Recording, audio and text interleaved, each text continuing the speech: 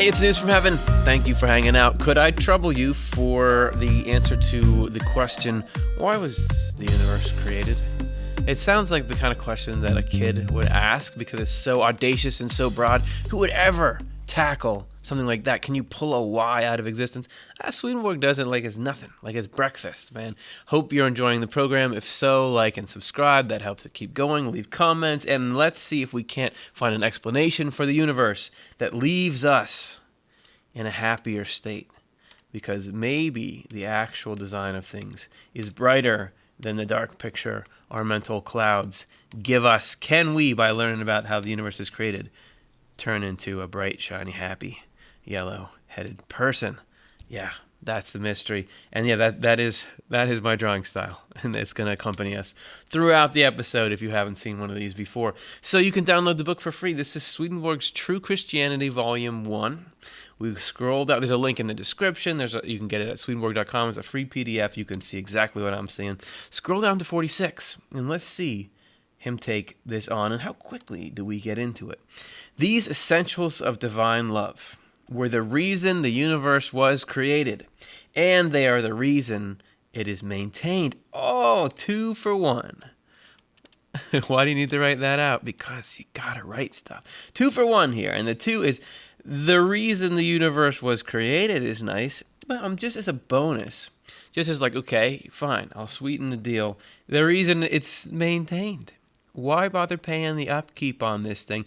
Whatever this is here, these essentials of divine love, they must be good. They're the reason for everything. Also, you may notice this word here, these, which means we've already talked through what they are up in the numbers above. You can scroll up on your PDF, but this is where we get into, I think, the most potent explanation or examination or exploration is probably the word I was really exploring for, of why they matter and what they are. Okay, so what could they be? We already know there's going to be 3 of them. Let's just get ready, because I'm sure there'll be some commentary we want to have on them, so I'll just stack a couple numbers there, and to prove that I know numbers. Okay, by examining and scrutinizing the 3 essentials of divine love, one can come to see that they were the reason for creation. So you should be able to follow this mentally. Swedenborg is asserting on our own. Okay, first essential, here we go. Loving others outside of himself. This would be God that Swedenborg is talking about there. So God, one thing that was the point of it all, number 1, we'll keep it color coordinated, loving others outside of himself, was a reason for creation in the universe, in that the universe is outside God, just as the world is outside the sun. So God, there's an essential in divine love and wisdom, this cosmic urge to, or need, or destiny to love others that aren't God, love someone else. So this urge to love someone else, no wonder it's so poetic and you make movies about it. This is one of the one of the 3 reasons the universe was created, and I do like this correspondence. So you got the sun, right, and it's out there. And then you got the Earth. Let's say you have a little blue planet right here. Maybe there's some continents. There you go. You know those continents. You know, all those like circular continents that went behind the blue layer. And there's a distance here.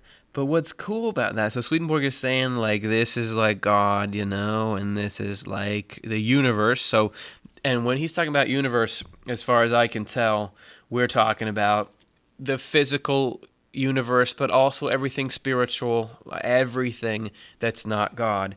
So there's a separation here. Man, that blue is real cannibal there.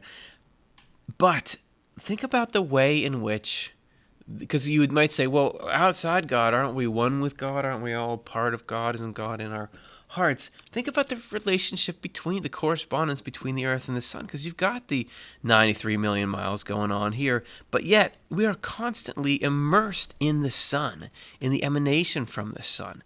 I mean, the heat radiating out from the sun is what sets the temperature, the background temperature. Don't even think about the day-night swing, but just the fact that we're not at negative 1 billion degrees or however cold it gets, Kelvin. That is because the heat is coming out of the sun, and the light, obviously, and all this electromagnetic stuff, the sun is all over us, but not the actual sun ball. like whatever the fission or whatever's happening in there. Aren't you glad that I'm a scientist? We're connected, but it is different. So this is this difference, where we're intimately joined, but yet not the same thing, allows this first essential and actually reason why life was created. The universe is something to which God could extend his love, and into which he could put his love into action, and so find rest. Now, this is a funny pairing here, because we're saying that when God puts love into action, he rests. Action, usually to me, is the opposite of rest. Let's say that I'm in a very comfortable chair where my feet are up, and then my dog starts to tell me that he needs to go outside right now, and I have to get up and do that. That action is the opposite of rest. So maybe this gives us a sense of like what God is. If to God, I can relax. Don't we need like me time and rejuvenate and just do something, just scroll through the phone? To God, scrolling through the phone to re-up and regenerate is putting love into action.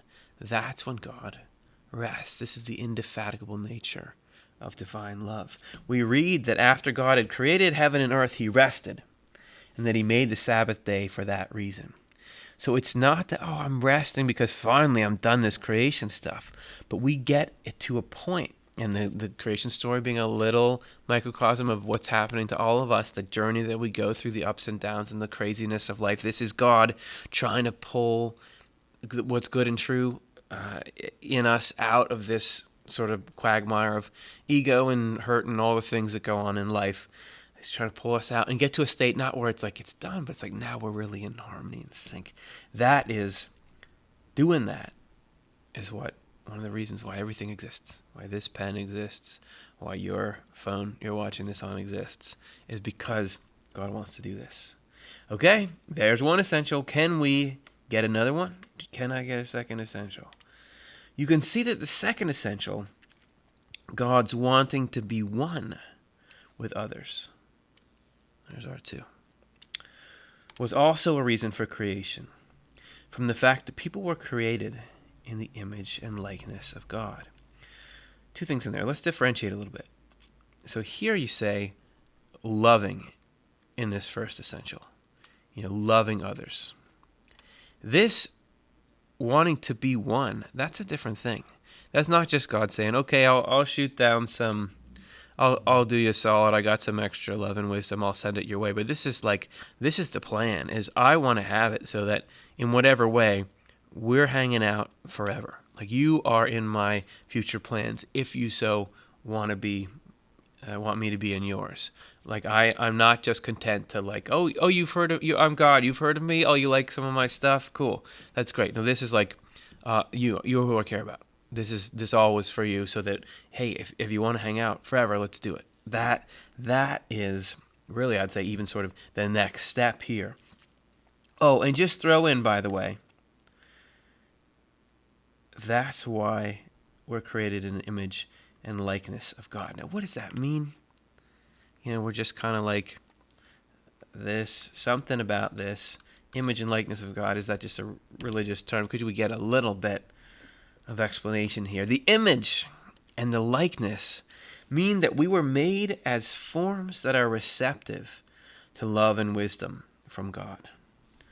Forms that God could be one with, and on whose account he could be one with all the other things in the universe, which are all nothing but means. Can we please just get one major idea per sentence here? What am I supposed to do with there's two huge ideas in this sentence? It's like you can see why there's this infinite gravity pulling me to stop in the middle of sentences. So why is the universe like it is we're talking about? But this also gets into why are we like we are? And it could be, why do we have arms and legs and this like head that folds in on itself here? But also, why are we like we are in totality? Why are people the kind of emotional creatures we are? Why do we have the kinds of minds that we have? Why do we have preferences and idiosyncrasies and everything that goes into making up you or somebody that you love? Why are we like that and not like something else? Well, that what we are, whatever it is, even though you may say, like, I have 100 better ideas for what we could be than this. This is the form. We are the form that can be receptive to love and wisdom from God. And we are built in. We've got the means, the right charging port to hook into being one with God. And if that's not good enough, our connecting with God brings a next level of connection with everything else. Like this is, what is that? Oh, it's a hill. What's this? This is a rock. There's a rock on a hill. If you put like that in a survey for 1 billion people, would anyone guess that's a rock on a hill? But all of the things in the universe, which are nothing but means, God can connect and be one with all these other things because of something about the nature of us. So you want to tell your head clouds, like when they're saying, like, you're nobody special, you're nothing, you're not doing anything, I don't like you. The kinds of stuff that just comes up in your thoughts that is absolutely ridiculous. One thing you can say is, hey, I am the means by which the infinite divine connects to everything else in the universe. This is the universe here. Those are indicators of it. I am the means by which God can rest and the purpose of creation. I am also the connection for all these other things to allow this huge unity that was the point. So yeah, it's not so bad. A connection with the final cause is also a connection with the intermediate causes. Genesis, the book of creation, makes it clear that all things were created for the sake of humankind. And I know that that's problematic at times because people will grab that statement and say, okay, look, so we can treat animals any way that we want, or we can treat the environment any way that we want, and it doesn't matter. I don't think that's what it's talking about. Man, I see that, if anything, it makes this whole interconnected whole that we're in sacred. And if we're in some important position, which Swedenborg does seem to indicate, that he says humans occupy a unique function in the grand design. But if so, it's like if you are appointed the president of something important, you better be looking at like, oh man, how do this is a great responsibility. How do I serve everyone that's here? So if we are in some important position, I would think, how do we serve the greater whole from this position? Anyway, lots more to think about there, but we got no time. We got to move on. Because have we even gotten to the third essential yet? I know, right? That the third essential, God's, and what color what did we do already? Did we do yellow yet? Let me look at my all-important chart. We didn't. God's blessing others from himself is a reason for creation. You can see from the fact that the angelic heaven was provided for everyone who has let God's love in, a place where the blessings of all come from God alone. First and foremost, we've got to color coordinate our 1, 2, 3 here. Second, so all that phrase, let God's love in, that we see here God saying, hey, I want to be one with you.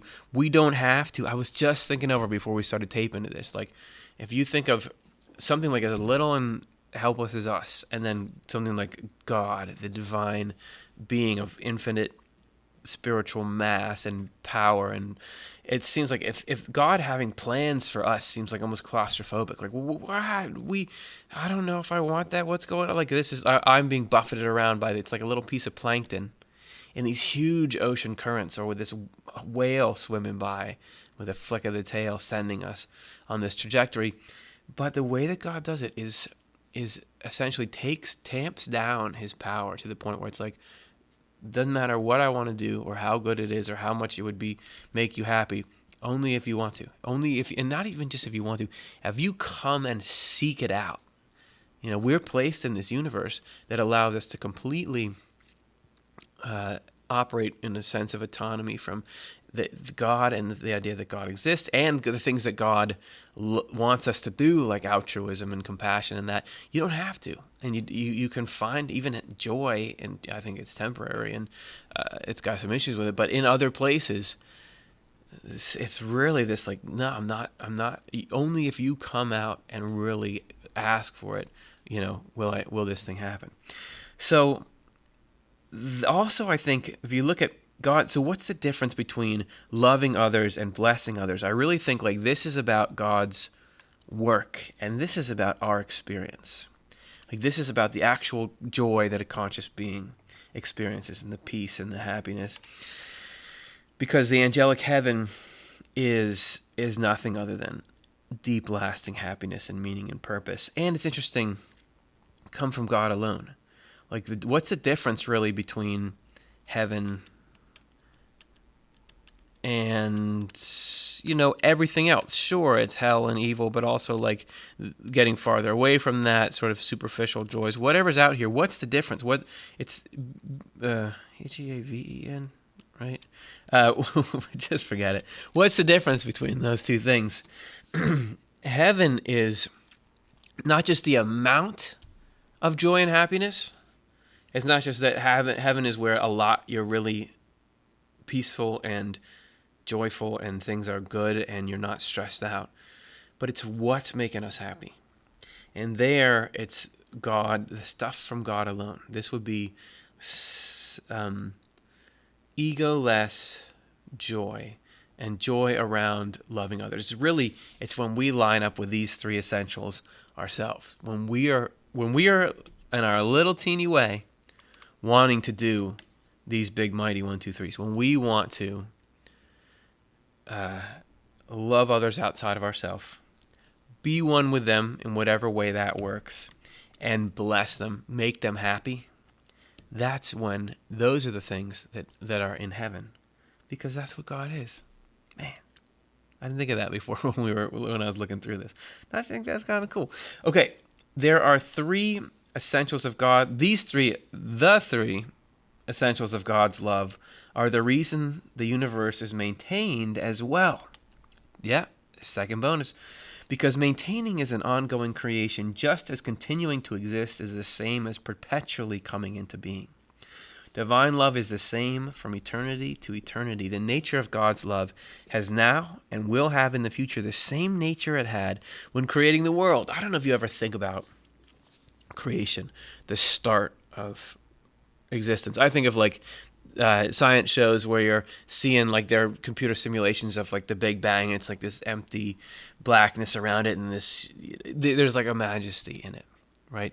And I think of, it'd have to be that, God, that was when God thinks back on what was really meaningful and potent, and he's got to be thinking about that. The idea that God right now, in making this moment, which is being made, because it's like a machine that's running, this moment has to be made just as much as the universe had to be made at creation, that this has the same potency and potential. God is feeling the same way about this moment as the one back when it all started. That's intense. And this is why we would lay out this, because if we understand, because it's a kind of a curiosity thing, sure, but if we understand Swedenborg claims that the universe works this way, it can change the way we see everything.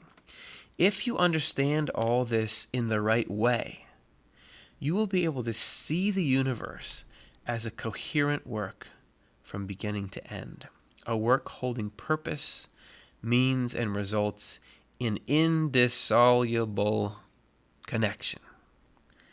Wouldn't it be nice? Because doesn't it seem like this is chaos? Do these parts even fit? It's when you get to see things as a system, like, this is the meaning, and particularly seeing this purpose, means, and results in sequence towards love, that's something that is good and honest and fair, and actually, and for what it's worth, has a really good future in store for us. That's an awesome feeling, and I would love us to be able to tap into that. So apparently looking at life in this way can get us there. And here's a little bit of mystical, philosophical stuff that if you can piece through it, helps us see it like that. Every love has a purpose. Oh, that's not so bad. Love is what could truly be called love is really wanting to do things. Even God, we say God is love. Well, what love is God? The three essentials: loving others outside of himself, wanting to be one with them, making them happy from himself. That is what God is. All wisdom moves towards fulfilling that purpose by intermediate means, using those means to achieve effective, useful results. You love something, you want a project to go forward, you go and you start to learn, how do people do stuff like this? What's the state of the science and the art around this? You gather the means because the love needs them. Therefore, it follows that the universe is a work that embodies divine love, divine wisdom, and usefulness of all kinds. In every conceivable way, then, it is a coherent work from beginning to end. I remember one time I was sitting in the car, and I thought to myself, this car does not seem to me, looking at the interior of the car, this doesn't seem like it's indicating that the universe was created by a divine, omnipotent being. Like, I could see sitting on some mountain in Yellowstone National Park, and everything's beautiful, and the majesty, okay, God, but I'm just in this car. It's not a new car. So what is it? But then I looked down at that dashboard, and everything, all those little instruments in there, and just had this moment of like, all of these are here to help. Like, this thing here is telling you how fast you're going so you can regulate your speed. This thing here is letting you turn. This thing here is saying if you want to signal, this will help other cars around you. Everything in there was a love for doing something useful. And it just hit me of like, yeah, this is totally, you're seeing God, this desire for means and purpose coming through people to create this environment in which usefulness happens at every turn. It was, to me, a very cool moment, and connected a little more, let me see the universe as a coherent work. Even stuff like, it's easy to see nature as that for me, but even technology and stuff, could this be a coherent work? Not meaning that cars are the most majestic thing or that they'll be around forever, but in the moment, you can see the plan working with the situation as it is. The fact that the universe consists of constant useful functions produced by wisdom under love's initiative is something that all wise people can contemplate as if they were seeing it in a mirror. So it's like sort of like emperor's new clothes. Oh, of course I see that the universe is useful functions when we don't really see it. But I like the idea that that's something we can move toward. Like you can see an image and you get little flashes of it. Like, oh, how could this be this machine that's trying to accomplish those divine goals? Oh, wait. I see it in this moment. Once they acquire a general picture of how the universe was created, they can focus on the details. So you get these overarching concepts, and then my little moment in the car was maybe one of these. I don't know. Maybe I was totally off. This is because parts adapt to the whole, and the whole places these parts in harmonious arrangement. In what follows, the truth of this will come to light in many ways. And you're free to read the rest of the book and see how that comes to light. I like the idea of we're giving ourselves here an overarching framework, as we get the big picture up in our minds here, let's symbolized by the truth of God, we then can move down into this sort of scrambly zone down here with a little blip there, and we can say, okay, so we've got the big picture. God is trying to do these things. You in your life, you see particular elements of life. You're close to things. You understand things in your job or in your relationship or something that I don't understand, but you can potentially see these principles at work in those particulars. And then through that, it's kind of like the whole human race is like mapping out and understanding how God is in everything through creation. And if that doesn't give you a lift, I don't know what will. Well, something else might. But anyway, that's the news from heaven. Hope you enjoyed it. If you did, leave comments. I just saw a response from somebody on a different video of ours today that said, I liked the video and got uplifted by it or something, and then again by the comments. People want to see, like I'm saying, you can see these little parts of life in a way that nobody else can. Share those parts, share them in the comment, and inspire the next person who comes along. Like and subscribe. Thank you. Hope you take this out into the weekend. It does something good for you. Appreciate the time. Talk soon.